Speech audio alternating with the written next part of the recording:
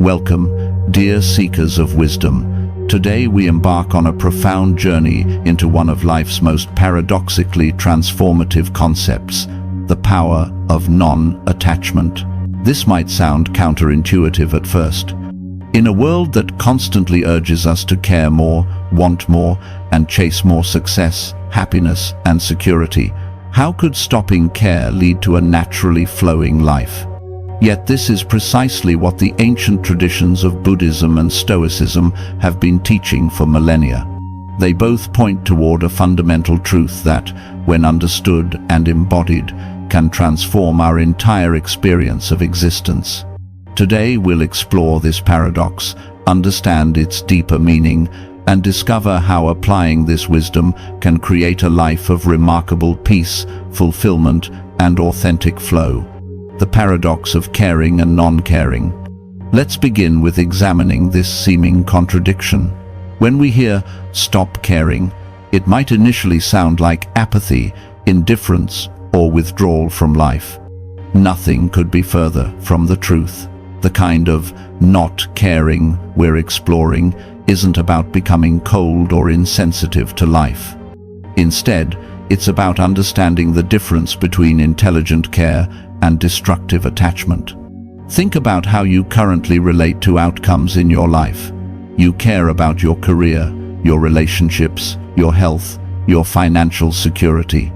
This caring creates tension, anxiety, and often leads to suffering when things don't go as planned. The Stoics called this expectation of what is beyond our control. Buddhism calls it attachment. Both traditions recognize that this particular way of caring creates the very problems we're trying to solve. But what if we could care deeply about our actions, our values, and our intentions without being attached to specific outcomes? What if we could engage fully with life while maintaining an underlying peace that doesn't depend on things going our way? This is the essence of what both traditions are pointing toward. It's not about not caring, it's about caring with wisdom, with non-attachment, and with an understanding of what we can and cannot influence. The Buddhist understanding of attachment. Buddhist philosophy offers a profound understanding of why our attachments create suffering. The second noble truth of Buddhism identifies craving or attachment as the root cause of suffering. But what does this really mean in our daily lives? Consider your emotional reactions to events. When something good happens, you feel happy and want to hold on to that feeling. When something bad occurs, you feel upset and want to push it away.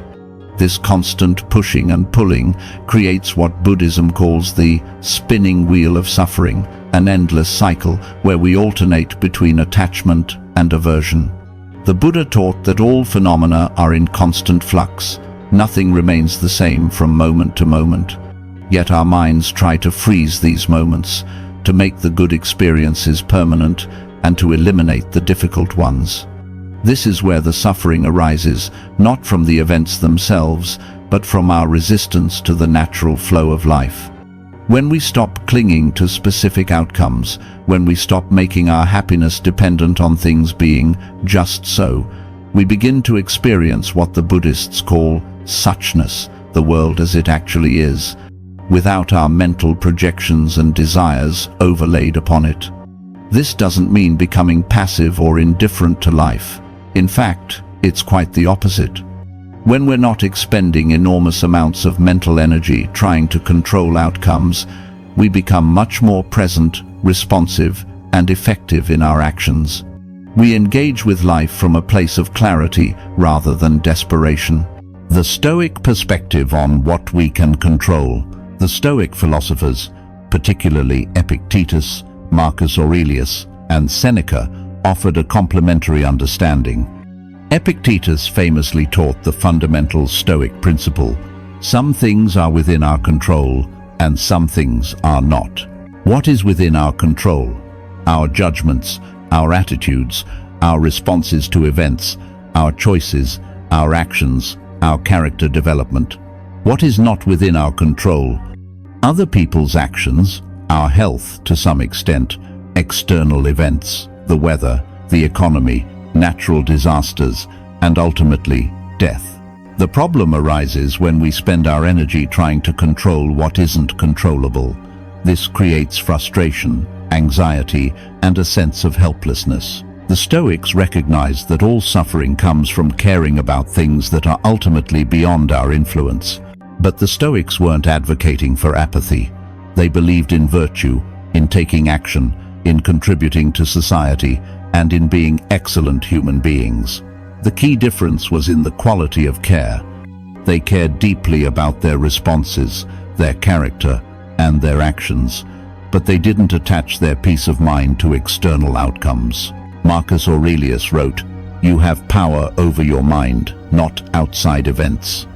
Realize this, and you will find strength. This is the Stoic path to natural flow, concentrating our energy on what we can influence while accepting what we cannot with equanimity. The neuroscience of attachment and anxiety. Modern neuroscience validates what these ancient wisdom traditions understood intuitively. Dr. Daniel Siegel's research on the brain shows that when we attach our sense of well-being to external circumstances, we activate our limbic system's alarm systems. This creates what neuroscientists call neuroception, the brain's automatic scanning for threats and opportunities for control. When we perceive threats to our desired outcomes, our sympathetic nervous system activates, flooding our bodies with stress hormones. This constant state of alert keeps us in a state of chronic anxiety and tension. But when we understand that our peace doesn't depend on external circumstances, our nervous system can shift into what researchers call rest and digest, or coherent states. Dr. Judson Brewer's research on meditation shows that when people stop trying to control their minds through forced concentration and instead develop what he calls effortless awareness, they access states of both greater calm and enhanced cognitive flexibility. This aligns perfectly with both Buddhist and Stoic teachings about letting go of control. The art of effortless action, one of the most profound concepts in Eastern philosophy, is Wu Wei, the art of effortless action. Wu Wei doesn't mean inaction. It means action that flows naturally, without forcing, without the internal resistance that creates friction and suffering. Think of how a master calligrapher writes Chinese characters. The movement appears fluid, effortless, natural. There's no strain, no forced effort, no tension. Yet this apparent ease comes from years of disciplined practice. The formless has become so integrated into the form that effort becomes play. This is what life can become when we stop fighting against the natural flow of existence. We still take action. We still care deeply about our values and responsibilities, but we do so from a place of alignment rather than resistance. The Chinese philosopher Chuang Tzu illustrated this with the story of a master cook who could carve an ox into perfect pieces effortlessly. When asked about his technique, he explained that he no longer saw the ox as separate pieces to be fought against. Instead, he worked with the natural gaps and spaces, allowing his knife to find the path of least resistance. This is the art of living with non-attachment. We learn to find the natural spaces where life wants to flow, and we align ourselves with that flow rather than trying to push against it. Practical applications. Relationships. Let's explore how this wisdom applies to our most important relationships. We often try to control how others respond to us, how they behave, and how they feel about us. This attachment to specific relationship outcomes creates enormous suffering. Consider your romantic relationships. How much of your emotional state depends on how your partner is treating you? When they're attentive and loving, you feel good. When they're distant or critical, you feel bad. This creates what relationship researchers call emotional reactivity, a constant emotional pendulum swinging between hope and fear. What if instead you cared deeply about being a loving, honest, and supportive partner while not being attached to receiving specific responses? You could show up as your best self while maintaining your peace regardless of how the other person behaves. Buddhist teacher Pema Chodron calls this loving kindness without grasping.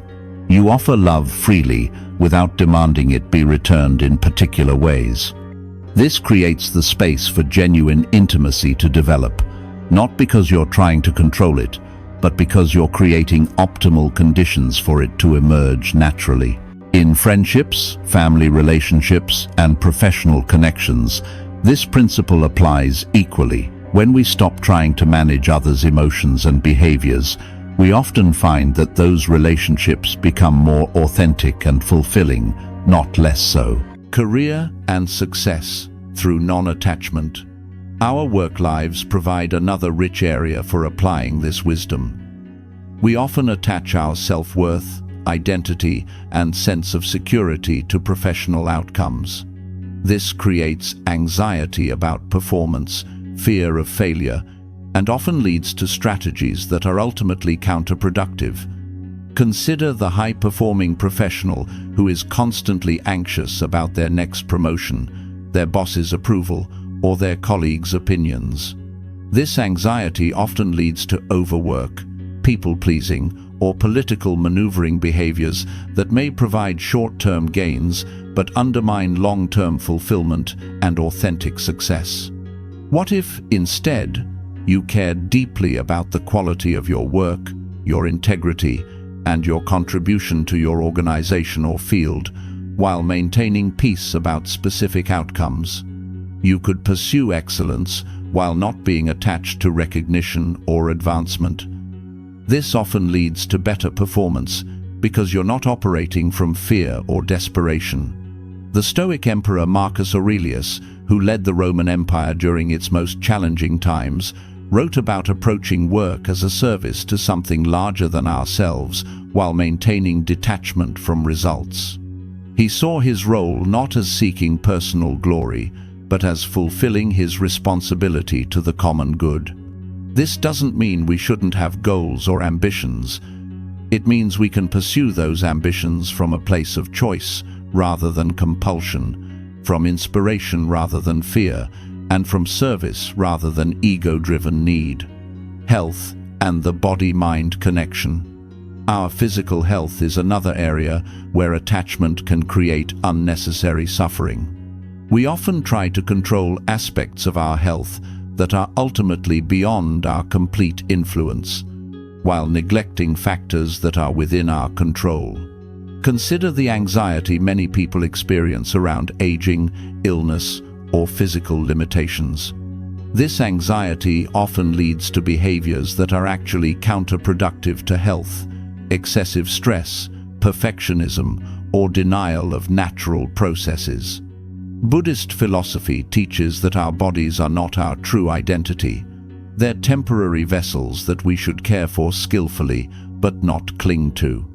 The Stoics similarly taught that while we should take excellent care of our physical selves, our peace shouldn't depend on physical perfection or immortality. This doesn't mean being careless about health.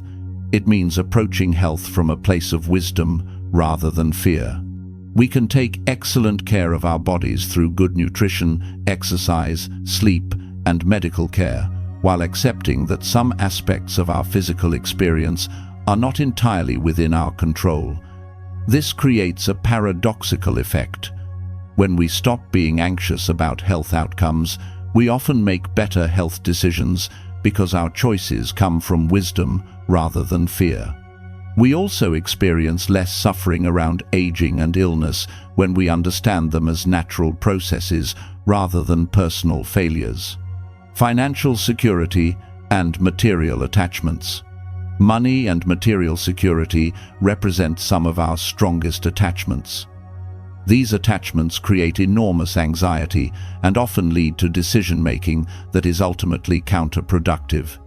Consider how much mental energy you spend worrying about money, comparing your financial situation to others, or feeling anxious about future financial security. This anxiety often leads to behaviors like oversaving, excessive risk aversion, or conversely, reckless financial decisions driven by fear or greed. Buddhist and Stoic wisdom suggests a different approach. Care deeply about being financially responsible and resourceful, while not attaching your peace of mind to having specific amounts of money or material possessions. This might mean developing multiple income streams, living below your means, and planning for the future while simultaneously being at peace with your current financial reality.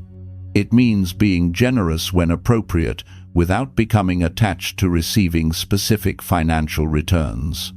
The Stoics practiced what they called voluntary discomfort, periodically reducing their consumption to appreciate what they had and to understand that they could be happy with less. This wasn't about deprivation, but about developing true independence from external circumstances. This wasn't about deprivation, but about developing true independence from external circumstances. The practice of non-attachment in daily life. So, how do we actually cultivate this quality of non-attachment in our daily experience? Both traditions offer specific practices and approaches. The Buddhist practice begins with mindfulness, learning to observe our experiences without immediately grasping or rejecting them. When an emotion arises, we notice it without immediately trying to change it or identify with it. When a desire appears, we observe it without immediately acting on it or feeling guilty about it. This creates space between stimulus and response. In that space, we can choose our actions based on wisdom rather than conditioning. We can respond to life situations from our highest values rather than our deepest fears. Stoic practices include negative visualization, imagining the loss of things we value so that we can appreciate them more while also preparing ourselves for their eventual loss.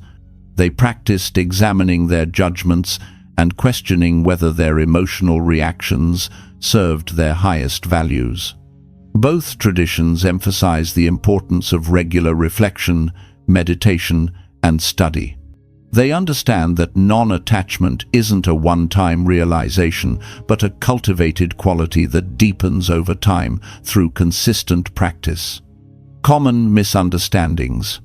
It's important to address some common misunderstandings about non-attachment that often prevent people from exploring this wisdom. First, non-attachment isn't indifference.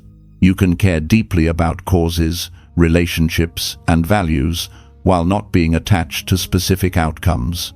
In fact, when you stop wasting energy trying to control outcomes, you often care more effectively and authentically. Second, non-attachment isn't passive resignation. It doesn't mean you stop taking action or pursuing goals.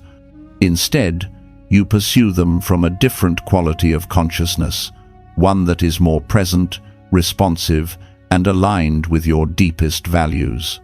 Third, non-attachment isn't about suppressing emotions or avoiding difficult feelings. Both traditions encourage full engagement with your emotional life. The difference is that, instead of being overwhelmed by emotions or driven by them unconsciously, you observe and relate to them with wisdom and choice. Fourth, non-attachment isn't about becoming a robot or losing your personality.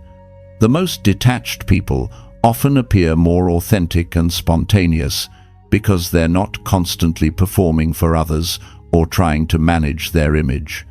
The paradox of non-attachment. Here's one of the most beautiful paradoxes. The more you try to force non-attachment, the more attached you become to being non-attached. This creates a spiritual trap where you become attached to the idea of non-attachment itself. The key is to approach this wisdom with gentle curiosity rather than intense striving. You don't need to become perfect at non-attachment. You simply need to understand the principle and begin to notice where in your life you're creating unnecessary suffering through grasping. Both traditions emphasize that wisdom emerges naturally when conditions are right. You don't force understanding, you cultivate the conditions for understanding to arise. This includes practices like meditation, contemplation, study, and living ethically. Ancient stories and modern applications. Let me share a story that illustrates this principle beautifully. The Chinese Zen master Huang Po told his students, "You cannot get free of illusion by studying doctrine. You must just stop making plans and stop thinking about things." This might sound contradictory to someone who values education and planning, but Huang Po wasn't advocating for ignorance. He was pointing toward the difference between active planning and anxious mental proliferation.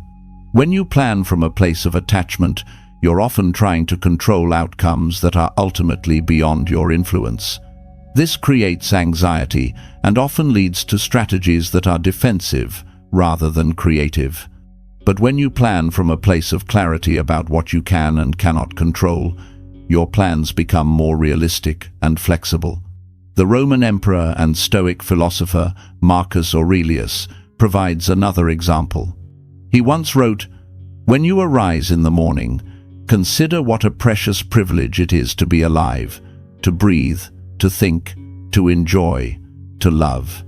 Then make that day worthy of such a privilege by refusing to let small things disturb your equilibrium." Notice how he doesn't advocate for avoiding challenges or difficulties. Instead, he focuses on maintaining what he calls equilibrium, a stable center that isn't shaken by external circumstances. This stability allows for much more effective response to life's challenges. The neuroplasticity of non-attachment. Modern neuroscience reveals that the practices associated with non-attachment literally reshape the brain. Dr. Rick Hanson's research shows that mindfulness meditation increases gray matter density in areas associated with attention regulation, emotional regulation, and self-awareness. But more importantly, these practices can rewire our default patterns of reactivity. Instead of automatically attaching our well-being to external circumstances, we can develop what researchers call effortless awareness, a state of calm alertness that doesn't require mental effort to maintain. This isn't a permanent state that we need to achieve once and for all. It's more like developing a skill that can be accessed and strengthened through practice. Just as athletes build physical strength through consistent training, we can build psychological resilience through consistent practice of awareness and non-attachment. Working with resistance. One of the most common experiences when exploring this wisdom is encountering resistance both from others and from within ourselves. Others might misunderstand non-attachment as uncaring or passive. Internally, we might resist letting go of our familiar patterns of control and grasping. This resistance is completely natural and doesn't indicate that the wisdom is wrong or that you're doing something incorrectly. It simply shows that these patterns have been deeply conditioned over many years and will need time and patience to shift. The key is to work with resistance skillfully. Instead of fighting against it or being frustrated by it, we can examine it with curiosity. What are we really protecting through our attachments? What deep needs are we trying to meet through our attempts to control outcomes?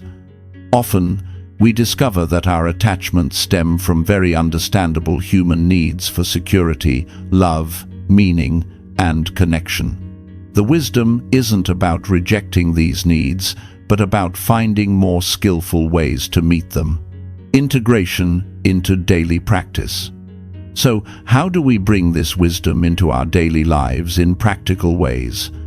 Let me offer some specific practices that can help integrate these principles into your experience. Begin each day by setting an intention to respond to whatever arises with awareness rather than reactivity. This doesn't mean you need to be perfect at this. It simply means bringing conscious attention to how you're relating to your experiences throughout the day. Practice what the Stoics called premeditatio malorum, negative visualization. Before your important meetings or events, spend a few moments imagining how you could handle various challenging scenarios gracefully. This builds psychological resilience and reduces anxiety about uncertain outcomes. Engage in regular reflection about what you can and cannot control regarding your current challenges. Make two lists: things you can influence and things you cannot. Commit your energy primarily to the first list, while practicing acceptance regarding the second. Practice what Buddhists call loving kindness meditation, generating feelings of goodwill toward yourself, loved ones, neutral people, difficult people, and ultimately all beings. This practice helps cultivate the quality of care that doesn't depend on specific responses or outcomes. The ripple effects. As you begin to embody this wisdom, you'll likely notice that it affects more than just your inner experience. When you're less reactive and more centered, others respond differently to you. Relationships often become more authentic because you're not trying to manage them so intensely. Career-wise, you might find that you're more effective because your energy isn't consumed by anxiety about outcomes. You can think more creatively, take appropriate risks, and respond to challenges with greater clarity and flexibility. Your health often improves because you're not creating chronic stress through your reactions to events. This doesn't mean you become invulnerable to health challenges, but you develop the resilience to meet them with greater wisdom and equanimity. Perhaps most importantly, you begin to experience what the Buddhists call suchness, life as it actually is, rather than as you think it should be. This often reveals a richness and beauty in ordinary moments that you might have missed when you were too busy trying to control your experience. Advanced understandings. As you deepen in this practice, you might begin to experience what the Zen tradition calls sudden enlightenment, moments where the entire nature of reality seems to shift. You might notice that the sense of being a separate self trying to control outcomes begins to dissolve, revealing a more fluid, interconnected way of being. These experiences aren't special states you need to achieve or maintain. They're glimpses of your natural condition that becomes apparent when the mental effort of grasping and resisting begins to relax. The goal isn't to maintain these states permanently, but to recognize their possibility and allow them to influence how you live in ordinary moments. You might also discover what the Taoists call wu wei, or effortless action moments, where things seem to happen almost by themselves. You're fully present and engaged, but there's no sense of strain or forced effort. This becomes more common as you stop fighting against the natural flow of life. This becomes more common as you stop fighting against the natural flow of life. Working with difficult emotions. One of the most important aspects of practicing non-attachment is learning to relate skillfully to difficult emotions. When sadness, anger, fear, or disappointment arise, and they will arise, you can learn to feel them fully without being overwhelmed by them or acting them out unconsciously. This isn't about suppressing emotions or trying to get rid of them quickly. It's about creating space around them so that you can respond to them with wisdom rather than being driven by them unconsciously. This often allows difficult emotions to move through you naturally rather than becoming stuck in cycles of reactivity. Buddhist teacher Pema Chodron speaks of learning to make friends with our difficult emotions, approaching them with curiosity and compassion rather than resistance and judgment. This approach often transforms our relationship with challenging experiences entirely. The universal application. This wisdom applies to every area of human experience. Whether you're dealing with illness, relationship challenges, professional difficulties, financial stress, or existential questions about meaning and purpose, the principles remain the same. When you stop trying to control outcomes that are beyond your influence and focus your energy on what you can influence, your responses, your actions, your character, your values, you discover a freedom and power that was always there, but may have been obscured by your attachment to things not serving your highest good. Living as examples. As you embody this wisdom, you naturally become an example for others. People are often drawn to those who maintain peace and clarity regardless of external circumstances. They might not understand what you're doing differently, but they'll sense the freedom and authenticity that comes from non-attachment. This doesn't mean you need to teach or lecture anyone about these concepts. Your living example is often the most powerful teaching of all.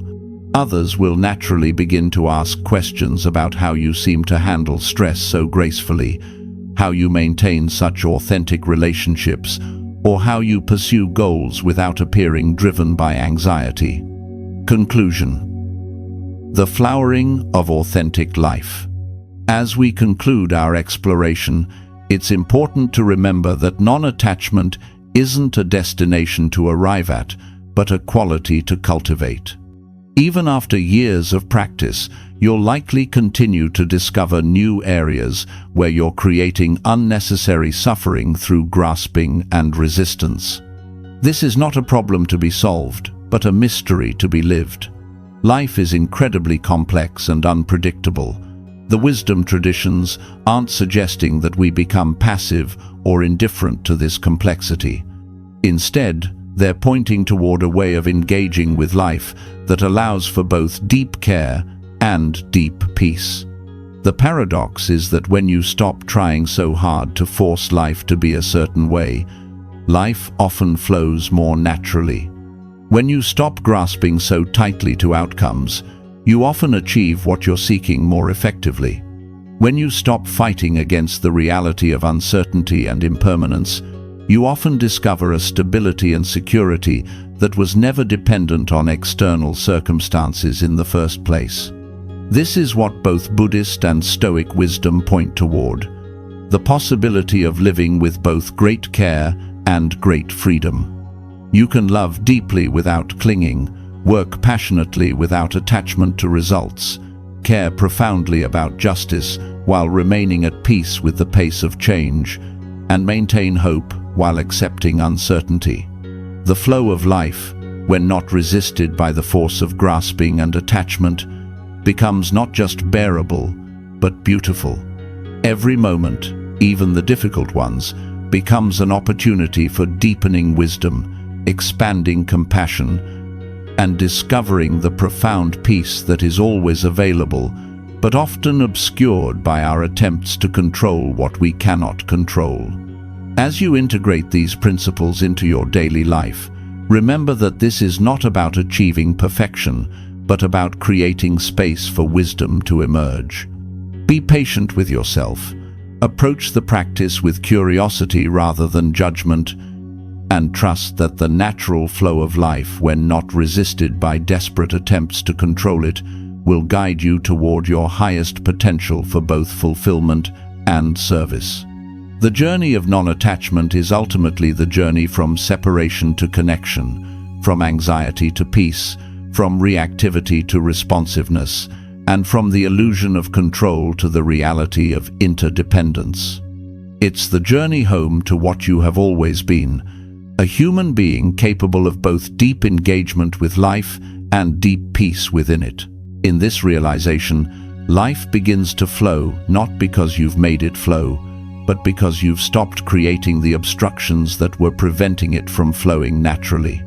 When you stop caring, really caring about outcomes rather than values, when you release the death grip of attachment and trust in your ability to respond wisely to whatever arises, life begins to flow naturally. This is not just philosophical insight, but lived reality, available to each of us in this very moment. If we're willing to let go of our desperate attempts to make life conform to our desires, and instead step into the profound freedom that comes from caring deeply while holding everything lightly, Thank you for sharing this journey of wisdom. May you find the peace that comes from understanding, the freedom that comes from non-attachment, and the natural flow that emerges when you stop forcing and start allowing life to unfold as it naturally will.